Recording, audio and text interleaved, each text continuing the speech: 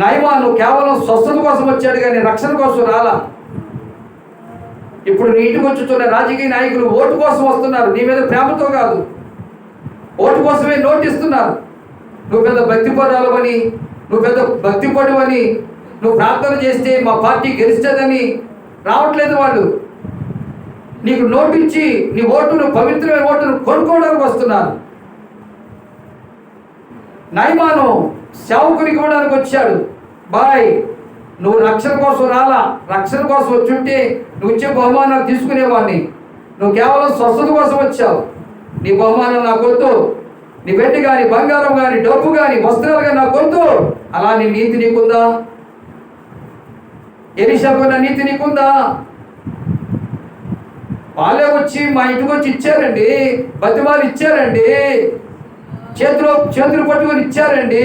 నువ్వు పెద్ద ప్రార్థన పడువనా? నువ్వు పెద్ద భక్తి పడువనా? నువ్వు పెద్ద నీతిమంతుడువనా? నీ చేతులు పట్టుకుని ఇచ్చారు అంటున్నావు. అడ్జస్ట్ అయిపోతున్నావేమో, మనసాక్షిని చంపుకుంటున్నావేమో. ఏది నీ నీతి? ఏది నీ భక్తి? నీ భక్తి నీకు ధైర్యం పుట్టించదా? నీ యథార్థ ప్రవర్తన నీకు ఆధారం కాదా? యోబు గ్రంథకర్త చెప్తున్నాడు, ఈ రాత్రి తీర్మానం చేసుకో. ప్రభువా, మనుషుల చుట్టూ తిరిగాను, లోకస్తుల చుట్టూ తిరిగాను, ఎవరెవరో ఏదో ఇస్తారని ఆశతో వెతుకుతూ ఉన్నాను. యాజీవాలే పరుగులెత్తుకుంటూ పోయాను. నయమానికి వచ్చిన కుష్టి యాజీకి వచ్చింది. అలాంటి పాపం అనే కుష్టి నాకు వద్దు ప్రభువా. పాపం అనే కుష్టితో ఉండి ఈ శరీరం తింటి రక్తం త్రాగితే శాపమే. సత్క్రియలు ఓపికతో చేయమన్నావు, మంచి పని. దేశ క్షేమ కోసం విజ్ఞాపన చేసేదే మంచి పని. నశించిపోతున్న ఆత్మలకు రక్షణ సువార్తను ప్రకటన చేసేదే మంచి పని. సంఘ క్షేమ కోసం ఉపవాసుని ప్రార్థన చేసేదే సత్క్రియ. ఈ సత్క్రియలు ఓపికతో చేస్తున్నావా నువ్వు? ఎవరెవరో చెప్పిన పనులన్నీ ఓపికతో చేస్తున్నావు, డబ్బు కోసం కక్కుతుపడి. మరి దేవుడిచ్చే నిత్యజీవం కోసం సత్క్రియ ఓపికతో చేస్తున్నావా? శనివారం విజ్ఞాపన ప్రార్థన నీకున్నదా?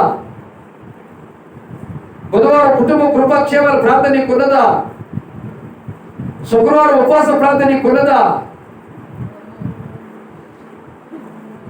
ఏదో ఒక ఆదివారం ప్రార్థనకి వెళ్తున్నాను అనుకుంటే సరిపోయిందా?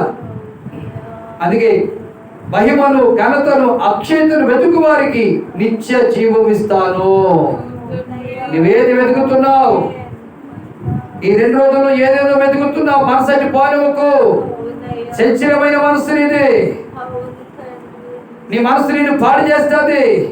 నీ మనసుని ఆత్మీయ జీవితాన్ని అమ్మేటట్టుగా చేస్తుంది. గ్యాజీ అలాగే కక్కుతుపడి వెళ్ళిపోయాడు. ఎలీషా అలా కక్కుతు పడలేదు. నువ్వు గ్యాజీవా ఎలీషావా? తీర్మానం చేసుకో. ఎలీషా చచ్చిపోయిన తర్వాత, ఎలీషాను మా సమాధిలో పెట్టిన తర్వాత, ఎలీషా ఎముకలు ఒక శవానికి తగిలితే ఆ ప్రార్థన శక్తి, ఆ నీతి, ఆ యథార్థత ఉన్న ఎముకల్లో ఆ పవర్ తగిలి బతికాడు వాడు. నీకుందా అలాంటి ప్రార్థన? నీకుందా అలాంటి ఆత్మీయ జీవితం? నీకుందా అలాంటి భక్తి జీవితం? ఈ రాత్రి తీర్మానం చేసుకో సహోదరుడా. ఈ రాత్రి తీర్మానం చేసుకో సహోదరి. పరిశుద్ధ